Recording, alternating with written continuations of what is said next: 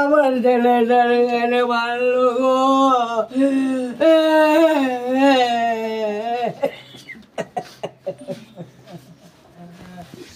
আপনার নাম কি আছে? আমার নাম সঙ্গীতা দেব। আপনার নাম?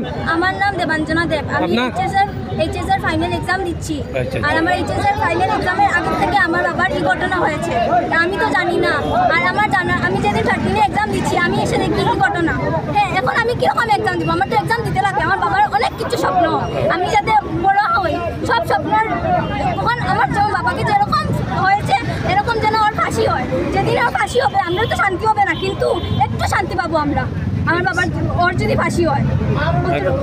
ফ্যামিলির দেখভাল সব বাবা ছিলেন না? ঠিক আছে। আপনি অপরাধীর ফাঁসি লাগে, আমার বাবার ন্যায় বিচার লাগে, ফাঁসি দিতে লাগে, ফাঁসি দিতে লাগে। ফাঁসি চাই আপনার সবে না?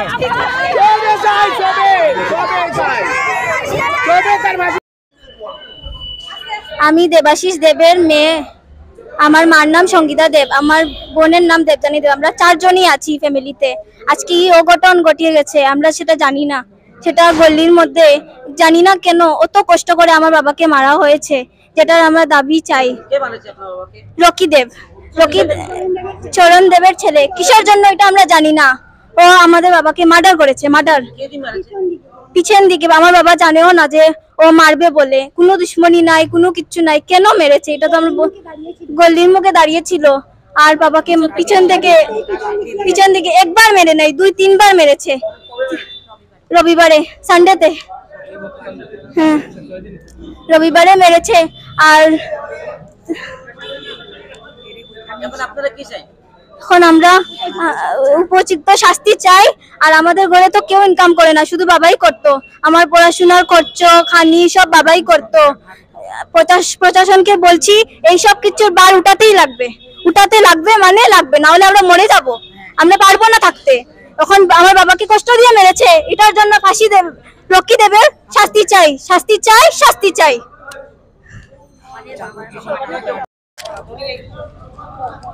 নমস্কার, আমি অনিমা দেব, পিঙ্কু দেবের ছোট ভাইয়ের বোন। গড়ে থাকা যাচ্ছে না, ওনাদের কান্নাতে গড়ে থাকা যাচ্ছে না। গড়ে ঢুকলেই ওদের কান্না, শুধু কান্না। উনার বয়স্ক মা আছে, বাবা আছে, উনারা সব সময় কাঁদছে। আমরা যে কি করবো জানি না। প্রশাসনের কাছে একটাই অনুরোধ যে উপযুক্ত শাস্তি দেব ওদেরকে, যাতে একটু শান্তি পায় ওরা। সংসারটা যেন কিছু যাতে করে প্রশাসন। পড়াশোনা দুর্গাপূজা অনেকের উপকার করেছে, তার জন্য আমরা অনেক দুঃখিত। ও রকিদেব কি করে ওকে মেরেছে আমরা জানি না, লেকিন আমাদের ওর কাছে অনেক, ওকে শাস্তি চাই। এবং আমার প্রেসিডেন্ট প্রদীপ রাগ এবং আমার স্ট্যান্ড মেম্বার ছিল পিঙ্কু দেব। তার অটো চালক ছিল 1997 থেকে, মানে এখানে স্ট্যান্ড মেম্বার ছিল, এখনো বর্তমানে আছে। তার অটো ছাড়া তার কোনো উপায় নাই, অটোতেই তার সবকিছু নির্ভর, ইনকাম, রাস্তা সবকিছু। এখন বর্তমানে আমার এটাই দাবি, মানে ডেপুটি কমিশনার কাছে এবং MP MLA এর কাছে এটাই আমার দাবি, তার পরিবারটা কিরকম চলতো, এই অটোর উপরে নির্ভর আছিল তার, জানি। 2টা মেয়ে অসহায়, বউ একটা অসহায়, যার ফলে ডেপুটি কমিশনার কাছে আমরা যাইমু এবং আমরা MP MLA এর কাছে যাইমু যে তার যে কোনো ভাবে একটা চাকরির ব্যবস্থা, ভোরগে ঢুকা মানে একটা চাকরির ব্যবস্থা, ক্যান্সারে নেওয়া হইতেছে লোক, জানি, যার ফলে একটা ক্যান্সার হসপিটালে একটা তাদের চাকরির ব্যবস্থা করে দেওয়ার এটাই আমার অনুরোধ। এবং আমার সর্ব যত মেম্বার, আমরা এই গুঙ্গুর এরিয়ার যত বাসিন্দা আছে সবারই একই দাবি, জানি। তারপরে এইটাই আমরা চাই। আর এটা রিপু দেবের তো ফাঁসি হোক, এটা হইব নিশ্চয়।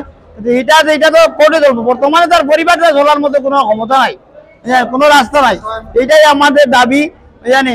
আমরা গঙ্গুর এলাকার বাসিতে গিয়ে এবং আমার স্ট্যান্ড কমিটিতে গিয়ে এটা আমরা দাবি, মালিক সংস্থা গিয়া যে তারা একটা ব্যবস্থা করে দেওয়ার জন্য এটাই আমাদের অনুরোধ।